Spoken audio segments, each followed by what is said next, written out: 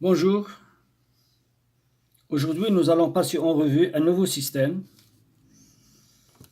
toujours dans la série d'analyse des systèmes mécaniques. Et dans le premier système, qui est une bride hydraulique, a déjà été présenté au préalable. Voyons maintenant donc l'arbre de réducteur. De quoi est composé l'arbre du réducteur? De l'ensemble des éléments qui constituent donc la nomenclature, sont au nombre de 13. Donc on constate tout de suite l'existence d'un arbre qui est guidé donc, par rapport à son support à l'aide de deux roulements, le roulement 4 et le roulement 8. Ce guidage permet justement le positionnement du pignon 7 par rapport aux autres pignons avec lesquels il engraine. Pour ce faire, nous avons prévu du côté droit l'utilisation du boîtier numéro 10 dans lequel nous avons monté le roulement 8. Et donc, ce montage peut être fait à l'extérieur et on viendra avec ce boîtier pour pouvoir le mettre en place. Parce que c'est de ce côté-là que nous allons décider du positionnement axial de cet arbre-là et donc du pignon numéro 7. Étant donné que la bague extérieure du deuxième roulement 4, elle est glissante, il n'y a aucun obstacle ni à droite ni à gauche. Par contre, on a ici les 4 arrêts, aussi bien au niveau de la bague intérieure que la bague extérieure du roulement 8. Donc, le système en question est un système particulier parce que, contrairement à ce qu'on a l'habitude de voir et d'analyser, nous n'avons pas de mouvement qui rentre ni de mouvement qui sort de part et d'autre des bouts d'arbre. Donc, les bouts d'arbre ne communiquent avec aucun autre système et il n'y a que le pignon 7 qui agit et interagit avec son environnement après l'avoir bien guidé par rapport à son support. Donc ce pignon, à mon avis, il peut constituer une solution permettant d'inverser le sens de rotation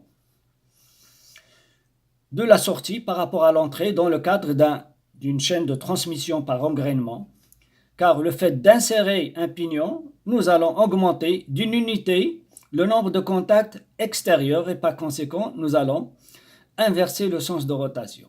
C'est la seule utilisation qui me paraît évidente. Donc, nous avons ici une solution de fixation du roulement 4 à l'aide d'un écrou-encoche plus rondelle encoche. D'ailleurs, cette solution coûte beaucoup plus cher que celle utilisée à droite avec le Circlips numéro 13. Mais elle n'est pas justifiée car ça ne sert à rien d'avoir une pression importante et donc immobilisation complète des éléments de ce côté-là, alors que de ce côté-là, nous avons la possibilité de la translation de l'entretoise et de la bague intérieure, étant donné que nous avons un jeu qui est souvent omniprésent dans le cadre de l'utilisation des Circlips afin de pouvoir assurer leur montage. Or, c'est de ce côté-là que nous avons souhaité fixer et définir la position axiale et donc ceci n'a aucune importance du moment où on laisse un jeu ici. Il faut en même temps, aussi bien ici que là, ne pas laisser de jeu pour pouvoir garantir l'immobilisation en translation de l'arbre. Et donc je suggère de prévoir cette solution d'utilisation de Circlips à gauche et que l'écrou-encoche et sa rondelle seront utilisés à droite afin donc de concrétiser ceci. Il est clair que les portées du roulement doivent être rectifiées et donc avec l'outil meule, on ne peut pas venir au niveau de l'angle ici car cette zone elle est inaccessible par la meule et donc il faut absolument laisser ici une gorge de dégagement de l'outil. Sinon, mettre en place ici une autre toise et après, hein, insérer le roulement, hein, de 3 à 5 mm, hein, pour ne pas faire de telle sorte que l'ajustement de la bague intérieure dépasse la zone ayant été rectifiée et donc il va y avoir certainement coincement. Donc même constat, on peut, et même raisonnement, on peut le faire du côté, hein, de ce roulement-là, numéro 4, pour pouvoir assurer, hein. Or ici, le problème ne se pose pas étant donné que nous avons déjà prévu, hein, la pièce 6, qui est l'entretoise, qui dépasse au moins de 3 à 4 mm la zone non accessible par l'outil meule. Et donc ça c'est bien, ça ne pose pas de problème ici, mais là je vois qu'il y a toujours un problème omniprésent. Ici on pourrait prévoir un joint d'étanchéité, si on veut assurer l'étanchéité de ce côté-là.